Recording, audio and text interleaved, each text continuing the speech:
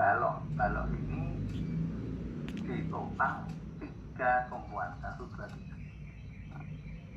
3. Kalau kita lihat, kita ingat pembahasan kita pekan yang lalu. Kalau ini utuh, kita belum bicara sendiri. Nah, lihat strukturnya. Secara keseluruhan bukan dipisah-pisah gini ya. Secara keseluruhan. Tadi yang dipisah-pisah sudah dijelaskan tadi. Ini kalau Anda lihat secara utuh, ini sendi, ini roll, ini roll. Ada berapa reaksi? Di sini ada 2 reaksi. Di sini ada 1 reaksi. Di sini ada 1 reaksi. Berarti total ada berapa? Ada 4 reaksi. Ada 4 reaksi, padahal Anda secara keseluruhan punya berapa persamaan keseimbangan?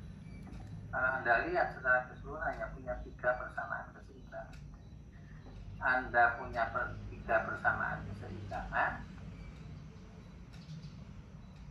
tetapi punya 4 variabel. Kan variabelnya tidak bisa dihitung hanya dengan menggunakan persamaan keseimbangan. Seolah-olah kan gitu. Tapi karena di sini ada sendi, maka Anda tadi bisa misah ini. Bisa Anda pisahkan.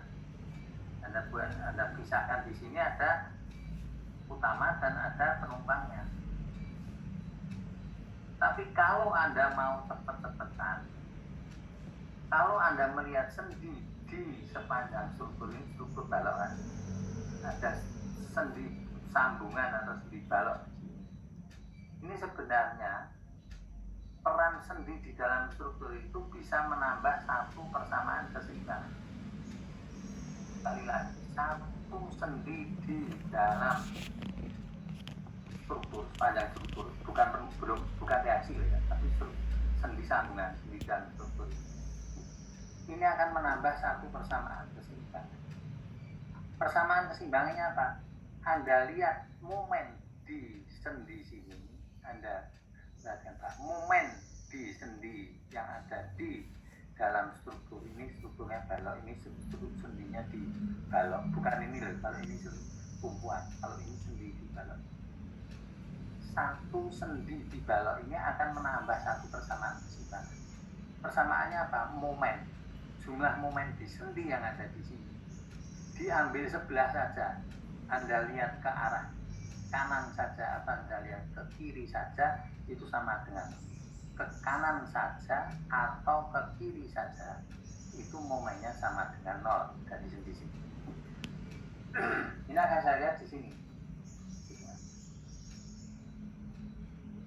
Saya adalah sambungan sendi di balok, sendi menggantung atau disebut bukan tumpuan ya.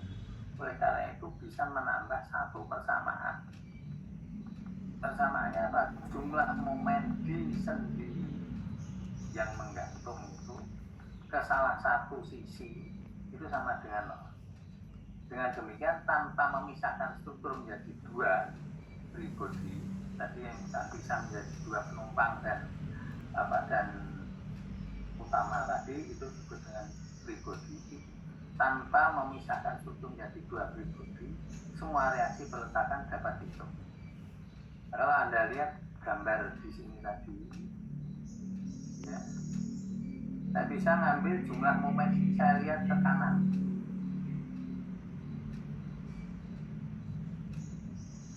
Perhatikan gambar soal paling atas. Jumlah momen di C saya lihat ke kanan sama dengan 0. Kita lihat bagian yang CD. CD saya lihat di sini, momen di sini saya lihat ke kanan. Itu momennya sama dengan 0. Momennya apa? RYD dikalikan 2 dikurangi 20 dikalikan 2 kalikan 1 sama dengan 0. RYD nya langsung ketemu 20. RYD ini saya ambil momen di C, saya lihat ke kanan sini. Jangan lihat yang ke sana, jangan dilihat. Yang lihat hanya sebelah kanan. Jumlah momen di sini saya lihat ke kanan itu RYD dikalikan 2 positif dikurangi 20 nya kalikan jarak panjangnya ini 2, jaraknya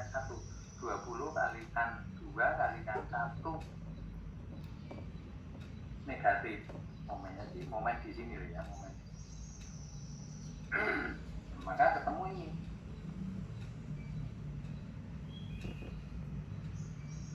dari nya ketemu. Nah sekarang setelah ini RYD-nya ketemu, nanti kan saya hitung RYD dari sini ambil momen ke sana. Sekarang kita lihat keseluruhan RYD-nya karena sudah ketemu, saya lihat keseluruhan. Secara keseluruhan momen di ambil momen di A. Lalu sudah langsung RYD dikalikan 8 plus RYD kalikan 4 minus 20 kalikan 2 kalikan 7 minus 20 kalikan 6 per 2 kalikan 4. Ini saya lihat momen di A tapi secara keseluruhan. Momen di A ini saya lihat keseluruhan. RYD kalikan berapa? Kalikan 8 ya. Positif. RYD kalikan berapa? Kalikan jaraknya 4 positif. Terus 20 dikalikan 2. Ini yang bagian persegi panjang ini. 20 kalikan 2. Jaraknya berapa dari sini ke sini? Ini kan tempatnya di tengah-tengah sini. Tengah-tengah sini berarti jaraknya dari sini ke situ 1 kan? 1 ditambah 2, 3 tambah 4, 7. Berarti 20 kalikan 2 dikalikan 7. Kemudian yang segitiga ini kita hitung aja. Ini dari jaraknya kan 4 terus pertiganya. Berarti 20 kalikan 6 per 2 kalikan 4 itu yang segitiga. Ini 20 kalikan 2 kalikan 7 itu yang persegi panjang yang di CD tadi. Dan saya hitung ketemu RYD-nya sama dengan 90. Setelah itu jumlah gaya arah X nya sama dengan 0, jumlah gaya arah Y sama dengan 0, ketemu RYA plus RYD. Nah, akhirnya ketemu RX-nya 0, RYA sama dengan 10, RYD-nya 90, RYD-nya 100. Ternyata hasilnya sama dengan kalau saya cari dengan tadi memisahkan ini tadi bisa gitu ketemunya. Nah ini sebenarnya pengertian sendi di dalam struktur atau sendi menggantung itu sebenarnya menambah satu kesamaan dalam. Nah dari sini sudah bisa dimengerti apa belum?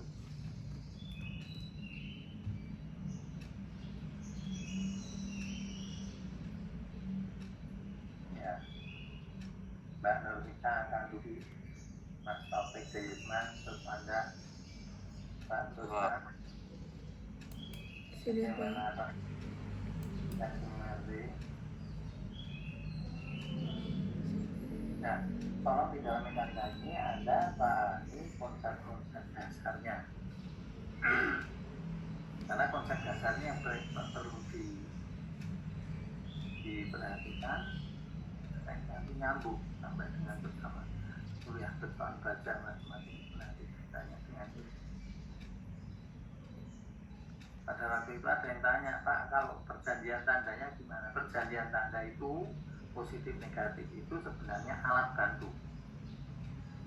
Alat bantu, saya menggunakan alat bantu seperti ini, perjanjian tanda seperti itu, momen berlawanan jarum jam, gaya ke kanan ke atas itu positif, itu sebenarnya alat bantu. Kalau Anda baca di buku-buku lain itu banyak sekali yang mengatakan bahwa kalau momennya ke arah jarum jam positif. Tapi kalau Anda sudah menetapkan itu, Anda memakai salah satu cara itu supaya tidak bingung, pegang teguh itu. Maksudnya apa? Kalau ke kanan positif, ada buku yang mengatakan ke kanan negatif, ke kiri positif. Nah, mungkin kalau ke kanannya negatif, kebalikannya. Yang penting itu bukan positif negatif, kan? Tapi bagaimana Anda menggunakan positif negatif itu untuk mengetahui arahnya mana. Untuk mengetahui arahnya mana. Yang penting itu arahnya. Anda nanti akan belajar contohnya aja, contohnya. pelajaran beton bertulang. Konstruksi beton bertulang itu beton tapi tulangnya itu tulang besi itu ya, tulang besi. Ada yang mengatakan positif itu tarik, tapi yang mengatakan positif itu kalau tekan. Yang berbeda itu bukan positif negatifnya, tapi Anda mengetahui tekan tariknya. Contohnya apa? Beton itu kalau ada balok panjang, itu biasanya kalau balok panjang di atas 2 tumpuan, itu biasanya tulangan beton, besi betonnya itu yang banyak di bawah. Mengapa yang ditaruhnya di bawah? Karena apa? Karena beton itu material yang bagus, bisa menerima beban ditekan. Kalau ditekan dia itu kuat, tapi kalau ditarik beton itu tidak kuat. Nah, kalau balok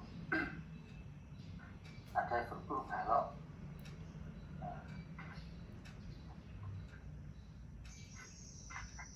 ada struktur balok seperti ini. Kalau ditekan dari atas kan cenderung nekuk gini. Kalau nekuk gini ini apa? Yang bawah ketarik.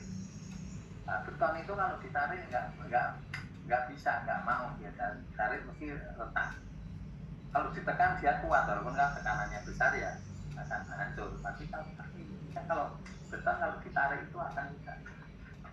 Karena betonnya ditarik tidak kuat, maka bagian bawahnya itu kan tarik. Serat bawahnya tertarik, maka yang tertarik itu dikasih perkuatannya besi. Karena besi itu kalau ditarik kuat. Ada konsep beton bertulang itu yang diperkuat itu yang bagian-bagian tertariknya. Loh, kawan-kawan tadi yang di bagian atas kalau balok kan juga ditulangi Pak. Iya, itu nanti untuk menyeimbangkan gaya akibat tegangan itu. Tegangan tariknya itu harus diimbangi dengan yang ada di atas. Kalau ketariknya kuat, yang di atasnya tidak diimbangi, itu kalau terlalu kuat yang bawah, itu strukturnya kalau hancur bisa hancurnya itu mendadak tanpa memberikan tanda-tanda. Makanya yang di atas perlu dikasih pengimbang, tapi tidak sebesar bagian yang tarik. Itu untuk mengimbangi supaya nanti kalau terjadi keruntuhan masih ada tanda-tandanya. Tandanya apa? Ya betonnya retak dulu. Orang masih sempat untuk untuk menghindari. Saya ini bangunannya sudah mulai retak. Bagian bawahnya, baloknya disingkirkan dulu. Tapi kalau terlalu di bawahnya terlalu kuat, itu nanti pada saat betonnya itu hancur tidak ketahuan dulu, tahu-tahu mendadak, sehingga hancurnya mendadak. Orang tidak sempat lagi untuk persiapan untuk pindah. Nah, seperti ini kalau Anda lihat di Jakarta ada menara Al-Qaeda itu miring, itu tanda-tanda sehingga gedungnya sekarang